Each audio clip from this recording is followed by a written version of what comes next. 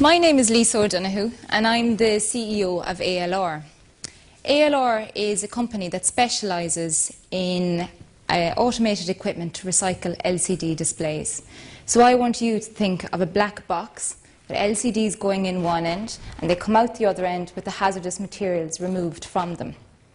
And that's what our technology does. It's unique, it's innovative, and it solves the problem of LCD recycling. Okay. So I'm going to start by giving a timeline of our events. So first, our research phase began in 2009, and this is at the University of Limerick.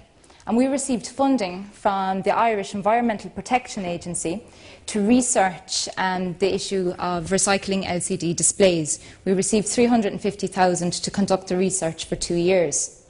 By the second year, in 2010, we had a novel inventive process. We had registered it for patent, and we have built our prototype machine. And in that year, we received a nomination for an award. So the Institute of Engineers Ireland nominated us for an Excellence in Engineering Award based on the technology.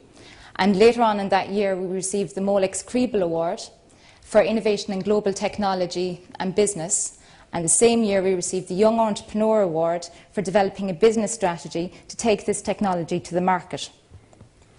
And very recently, in 2010, I received the Young Person Award for the Outstanding Young Person Award in Science and Technology for my research. Okay, so where are we now? ALR is currently in a finance raising mode. Okay, what are we raising finance to do? To build the industrial ready version of the machine, to beta test it, to launch it on the European market and the American markets, and then going forward to grow the business going to world territories. At the very beginning of the research, I set up a research advisory board to give an industrial focus to the technology. On that board, first of all, we have We Ireland.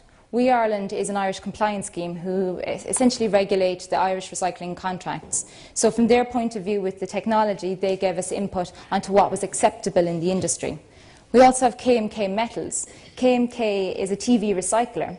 So for us, they're basically our customer. So they were able to give us input very early on into the technology of what they accepted or what they would want as a customer, and especially what they would not want. We also have Irish Lamps Recycling. They specialise in recycling mercury lamps, and mercury lamps are actually contained in the back of LCD TVs. So they were able to guide us on what were the appropriate procedures to be compliant in relation to mercury content. We also had an inspector at European level from the Department of the Environment on the board. He was able to guide us on legislation requirements to meet the WEEE directive, which is what drives the recycling of LCD TVs. And most importantly, we had the EPA. The EPA, of course, were our funding body, but the EPA also are the people who, when you put a new technology into a recycler's facility, approve it. Now, I'm going to introduce you to the team, to who we are, and first of all, I'm just going to say that that experience and expertise that we got from the Research Advisory Board is being built in to the Company Advisory Board, but we're also expanding it to include key players from the recycling sector in Europe. And to give you a little bit of our own background, myself, I'm an engineer by degree. I have a PhD in metallurgy. I've worked across numerous sectors, from aircraft gas turbine engines to the biomedical sector. I've worked in electronics manufacturing. And my focus I've led the invention and the development of the technology, but now I'm moving over to the company, to gaining sales, and first of all financing for the company, then rolling out the sales strategy and gaining market share. The next person I'm going to introduce you to is Peter. Peter is our Sales Executive Officer. Peter has a degree in economics, and he's worked in high-profile industries. He's previously been an associate with Morgan Stanley and Accenture and Nova Scotia banks. And his background is very particular for us. He's previously worked as a sales executive and a general manager, both in the recycling industry and in the plastics industry, so a very relevant background for us. The next person I'm going to introduce you to is Joe. Joe is our CTO. Joe has a degree and a PhD in engineering and has previously worked on high-profile projects and designed spacecraft checkout systems and also novel automotive systems. So Joe came onto the project in 2010, and he was heavily involved in the build of the prototype machine. His expertise is on the build of novel systems and the scale-up, so again, very particular for us. Now, the next person I'd like to introduce you to, I'd like you to meet Tom.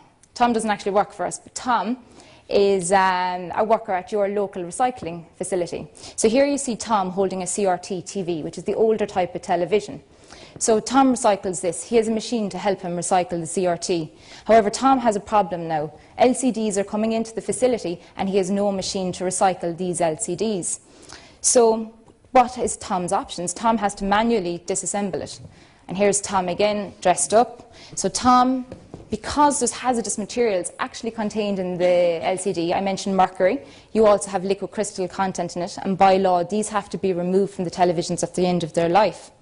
So here you can see he's obviously, I've got masks and he's in a clean room environment and he's manually taking out, this is the liquid crystal panel and your tubes are down here with the mercury content.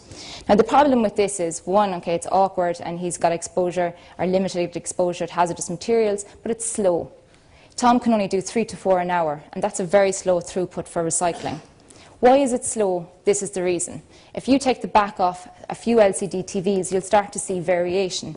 So this 1, 2, 3, 4 there, you can see the components change. They're in different shapes, not consistent. Everything changes. Components, their places, cable ties, screws, everything. And you can meet up to 150 screws inside an average 32-inch LCD TV. That's 150. It's very slow to disassemble. So what's the solution to the problem? The solution is ALR's recycling equipment, which answers this. It removes the hazardous materials. It's compliant with the WEEE directive, which is the legislation. It handles all the variation I just described. It processes at 80 LCDs an hour, which is much faster at Tom, at 3 LCDs per hour. And it contains all the hazardous materials, so your workers aren't exposed by inhalation to any of the mercury. What does it look like? This is our prototype machine. Our LCDs arrive in here. They go through station 1 here. They're driven onto station 2 here, and they go into station 3, which is a hazardous containment unit. At each stage in the system, there's a unique processes performed on the LCD, and then when we get it into the containment area, we can actually remove the hazardous materials out of it. The process is patented, and we've received back a very favourable EPO search report on inventive step. It came back on novelty and industrial applicability. Why would you buy it? This is why you would buy it. If you are a recycler, your option is manual disassembly here in the blue, which is, let's say, Tom, or there's our machine, which is ALR. So the maximum LCDs Tom can process per hour is 3, we process 80. On an annual basis, Tom can do 6,000, we can do 140,000. Value inside in an LCD at a minimum, based on the market, is at €1.30. So that's you get out your plastics, your PCBs, your metal, and this is actually a value content for it. So the value Tom can liberate per year from recycling is 6,800. However, the value from our machine you can liberate is 160,000. So our machine makes sense to run, and plus, let's say its payback period is 2.2 years. And that's on a price point of the machine at €350,000. And I'll benchmark that against typical technology on the market in my next slide. And just before I finish here, you can see this is the profit generated from Tom, 6,800. That's not enough to pay Tom's salary. So this is a loss money-making exercise. So recyclers currently don't manually recycle these screens. It doesn't make sense to. If you want to recycle an LCD, there's no product you can buy in the morning on the shelf that will do it for you. Your options are manual or stockpile. We said we're not doing manual. It doesn't make any economic sense. So you can stockpile. Now, currently all recyclers are in a state of default because they're stockpiling, but there's a limit. If you take a recycling contract, you have to recycle. You can't just stockpile forever. So there's a 6-month limit. So currently recyclers are in a state of default. It's allowable in the industry at this point because this is a recognised problem.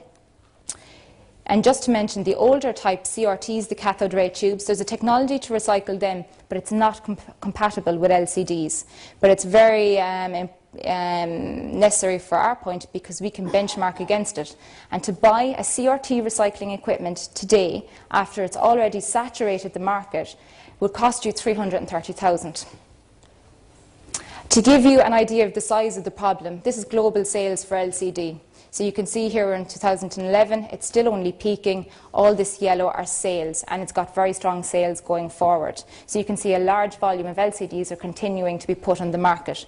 The blue on top are OLEDs. They're the new type of LCDs. They don't contain mercury, but they do contain liquid crystals, which mean they have to be recycled also at the end of their life. So we're looking at a product for this going forward as part of our product portfolio. What is the value on it? And very specifically, what is the value for us? The predicted sales for LCDs just in Europe in 2015 is 85 million units. If you want to process, which all has to be recycled at the end of its life according to the legislation, in order to process that amount of waste, it would take 520 of ALR's machines. So if you were looking at just capturing 30% of that 520 machine sales, it would equate to a 54 million euro turnover for ALR. And that's based on a price point of 350,000 per machine. What are the plans? We are focusing on European and also a Japanese market because they're legislation driven. It's mandatory recycling here. Our expansion is looking at USA and Australia where recycling is done, but it's profit-driven.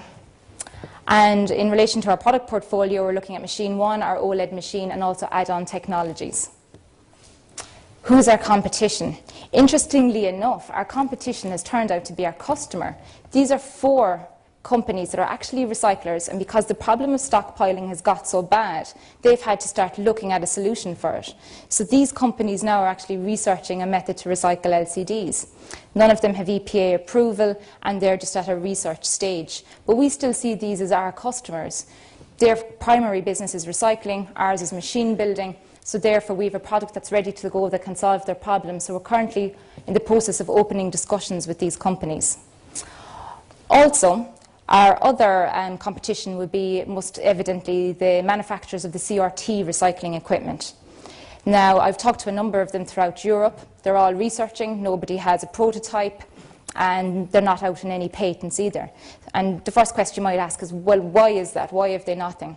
And the answer probably lies in the fact that CRT was a simpler television. They tend to be more standard between different makes and models. You didn't get as much variation inside in it. Therefore, the machine to actually recycle it was a fairly basic machine. It didn't have to be that innovative. However, LCDs are a completely different animal.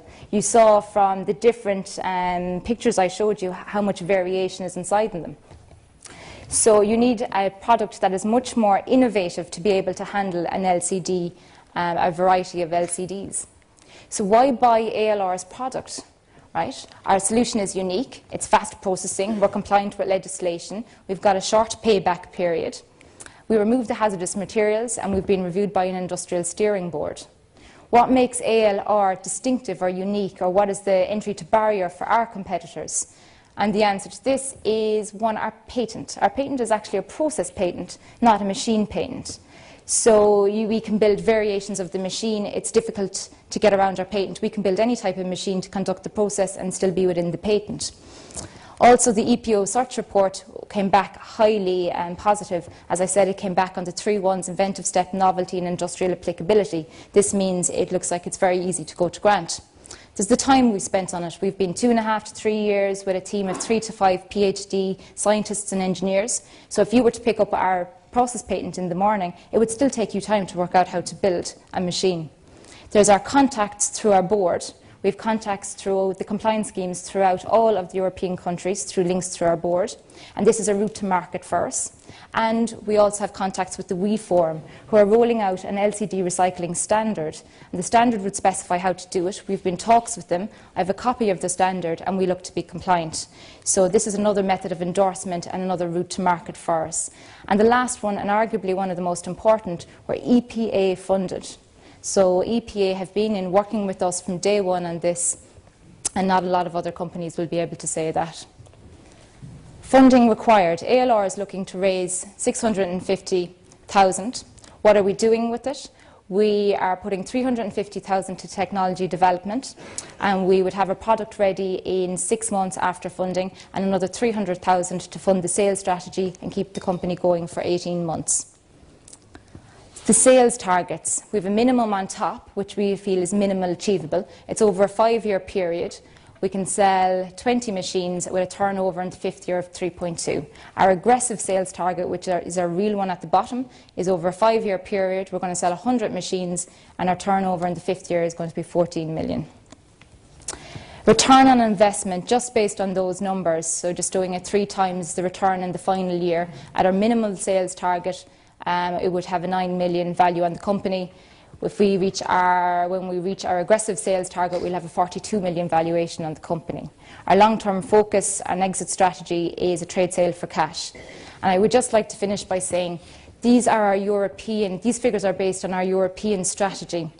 And that would, ALR, with the help of ITLG and looking at a strategy for American markets, we would feel that we could easily double or triple these numbers. So thank you. Can I ask for some questions, please? Speaking as the token carbon-based academic with the cushy job, my questions may appear naive, but I'm wondering, you never did describe how the machine works. I'm wondering just how robust is it? What's its shelf life? How much maintenance will it require? What training will the operators need? And how much hands-on component will be needed by the company as it goes forward? Absolutely, this is brilliant. This is the input we've got from the cycler as we've actually been developing the product. So your first question was, what would be the shelf life of the product? It is a very robust product. You'd be looking at a shelf life of 10 to 20 years plus. The maintenance is low in it. You can maintain the product. You can put an operator on it, but it would take 10,000 just to keep the machine running in parts and pieces. What was your other question? Well, yes, how does it work? How does it work? Oh, the important one. Yeah, we have a novel technique we've identified to actually take out the hazardous materials. We've identified basically a location inside in the unit where we can make incisions, take out key components, but keep the entire LCD structurally intact. So if we can keep it intact, we can move it through to the next station with certain components removed, and then what we can do is actually break out the hazardous materials. So you get our LCD unit out of our machine with all the hazardous materials removed. So the heterogeneity of makeup in the back is does not affect your ability to do this? Yes, none of it does. Yeah. You can have a DVD player on the back, you can have cable tie screws, you can have any variation of LCD. You'll find stands, heights, you'll find speakers change location. There's an array of variety, but we can handle all of it. You can customize it effectively. Yeah. So first I was asked to act like Simon Cowell. I guess that makes me Paula Abdul. Sorry, yes, exactly. I should have been flakier. I gave her some prescription drugs earlier. So first, just responses, well done, I'd like to say, as my Simon Cowell response. And my question is, where are you at with the product? You say that you're going to need money to get the prototype going, but it looked like you had a prototype, and it looks like you have an operating model. You also said you had customers. So where are you at in terms of a company? Are you selling the product? I'll tell you exactly where we are. We have the prototype that you saw in the photo, right? That's the stage we're at. We have the machine. But now what we want to do is build the market-ready version. So that machine, that's a lab-based prototype. Like if you think that whole unit will be enclosed, that when it goes into a recycling facility, CE marking on it and machinery directive compliance. So they are the targets on the machine build that we have to meet now to get it on the market. So you've used that to reach those numbers already? That well, prototype you have? To reach which numbers? The volume numbers that you showed, in terms of the number of LCD. Yeah, the prototype has been tested, but that would be a full-scale operating plan to process those numbers. Now, our machine has been trialled and tested in-house, and we've used the recycler on our steering board as well, and they've all come down, reviewed and demoed our machine. And our throughput on the machine is, our prototype machine has a throughput of 50 LCDs per hour, but the scaled-up version will have the 80 LCDs per hour. So you've reached 50 on the prototype? Yeah. Okay. When you say EPA, that's Irish EPA? That's the Irish Environmental Protection Agency. Does that give you access to all of Europe, or do you need approval by each country? Yeah, what you do is when a recycler buys a piece of equipment and he puts it in his plant, his local EPA will approve it. But Ireland would have one of the most stringent EPA approval processes, so having approval here is almost a guarantee of having approval. But you do need to go through that approval regulatory process? It's not actually us. Like our machine has got let's say our machine has got a thumbs up, but every recycler, it changes to their location. So every time a recycler puts in a process, he has to get the approval for his setup. So it's not just based on the machine, it would be based on the other aspects of his environment as well. But we can say that our machine won't be the problem in that type of approval process. Okay, Lisa, well done. Thank you very much.